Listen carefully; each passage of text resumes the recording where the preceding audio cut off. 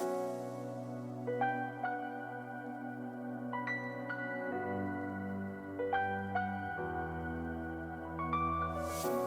friends, Not Donnie, aka Not Elevated here, bringing you another Dota 2 video on behalf of Dota Alchemy, and in this video, I have a couple of questions for you. So these can be hypothetical questions. If you don't feel like moving your hands to the keyboard, you don't have to answer them in the comments.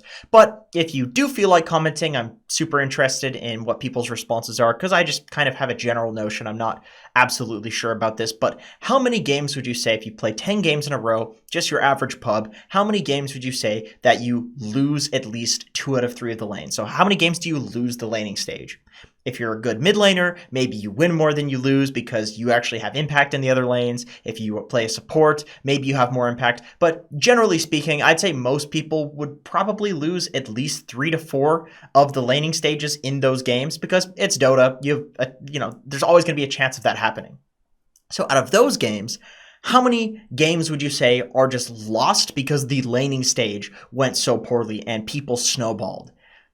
It's a lot of them, right? In Dota, the laning stage is the most important part of the game, and some games people give up, some games people snowball and they're unkillable and just win the game. There's a lot of things that can happen based off of very small things in the laning stage. So a lot of games are lost due to losing the lanes, and it doesn't have to be that way. In pro matches, there are plenty of matches where people will lose lanes almost intentionally. Even if they pick a draft that has better team fighting or better late game, people will lose lanes and then win the game. But that almost never happens in pubs because people aren't implementing the thing that needs to happen in order for a transition to occur to win the game while also losing the lanes. So that's what this video is going to be about. We're going to be covering that in this game between the Fighting Pandas and the Zoomies. This happened beautifully. Fighting Pandas executed it amazingly, and we're going to give that a gander.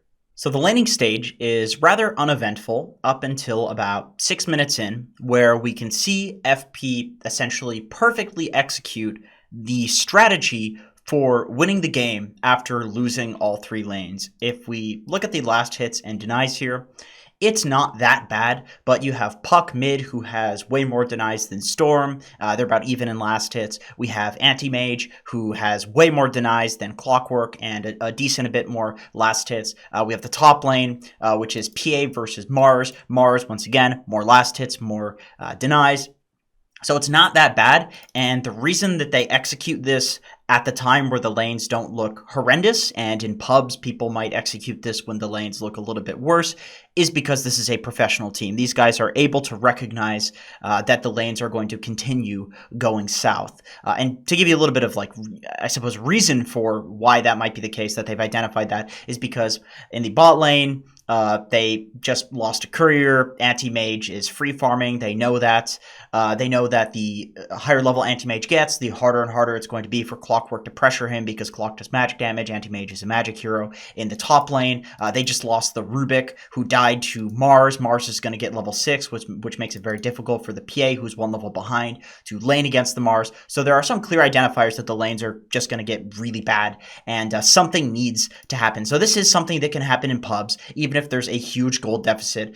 This can result in a huge swing of the game.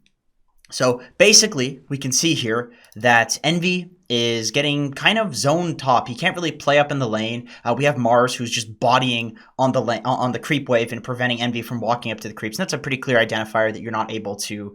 You should change up the lanes. Is when somebody's bodying on the creeps and you just can't walk up to them. You want to do something else. And we can look at Envy's camera and see that if I speed it up here, he's actually moving his camera to the bot lane. So they're talking about this. This is something that's communicated. Hey, go start a kill because I'm going to TP bot. We want to swap the lanes. So the reason that they're swapping the lanes is because the lanes are bad. It's not because they're looking for a kill, but the kill is kind of a tertiary benefit to doing this lane swap, because there's going to be a moment whenever you're swapping lanes where you have a bunch of heroes together that in a normal laning stage is not going to happen. You're not going to have 4 people in a lane unless something's really bad, unless you're doing this lane swap or you're breaking the lanes down like FP is. So we can see bot.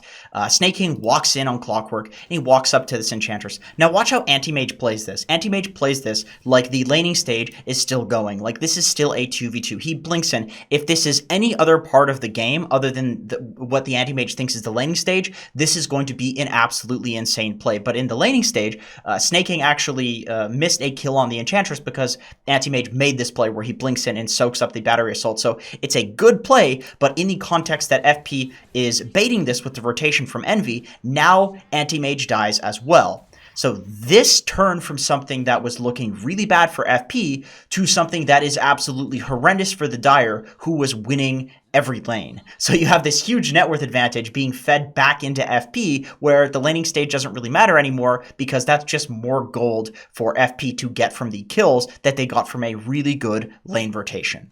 Here's that earlier play that I was referencing where Snake King goes on Flapjack on Enchantress here. This is 4 minutes in, so this is laning stage, and Sammy Boy blinks into the cogs to protect his Enchantress by soaking up the battery assault. So, like I said, it's actually a cool, interesting, good play from Sammy Boy, but it's even cooler that FP was able to essentially debate him to do the exact same thing by this instantaneous combination of the PA TPing in at the exact same time that Clockwork was initiating this kill. It made it so that there wasn't a moment where the Dire could react and say, okay, PA is missing, PA is going to be making a rotation. The kill happened the moment the PA was TPing in, and so the Dire was not able to react. They played as if it was still the laning stage, and that was the death of them. So I want to take a look at what Snake King does after this rotation happens, because I know I said this is what you do when you want to swap lanes, but this is also something that you can do if you just don't want the laning stage to continue whatsoever because it's not going well for you. So watch Snake King's movement on the map. It's going to look like nothing because nothing is really happening. He's literally just walking around, essentially playing as a support, as a roamer, seeing if anything is happening and if he can contribute. Something happens bot, he walks there, and now we have 2 cores in 1 lane. But what does this look like? This looks like the mid game, right? It's 7 minutes in, and this looks like the mid game. It's just a bunch of heroes running around, and the reason for that is because sometimes it's not possible for your team to farm 3 lanes, but it is possible for your team to farm really well when you're farming 2. So yes, they're giving Anti-Mage free farm top by making these rotations and breaking the laning stage down and only playing 2 lanes. But now they're farming as well instead of just losing all 3 lanes. So that's the trade-off here, is that they're essentially saying, okay, we'll let Anti-Mage free farm, but as a result, we're going to have a game. The moment that FP gets level 6 on their Playmaker, which is the Clockwork, they smoke up with Aoi on Rubik and Clockwork to the bot lane. And the reason they're smoking to the bot lane is because I think that they know that the lane mid, if we can go here to the last hits and denies, the lane mid is actually going decent. This is the lane that's going the most fine, and generally that's going to be the case because, let's face it, worst case scenario for mid laners, you push the wave out and you go jungle. You're going to do fine no matter what. So the only lane that they need to secure is Eternal Envy's lane, is the bottom lane, and they have to secure it because Mars TP'd after the nice rotation from FP earlier. Mars TP'd to the bot lane and said, okay, sure, they may have rotated Envy out of the top lane, but now I'm going to come bot and I'm going to pressure Envy down here. We know that Anti-Mage is strong enough that we can free farm. So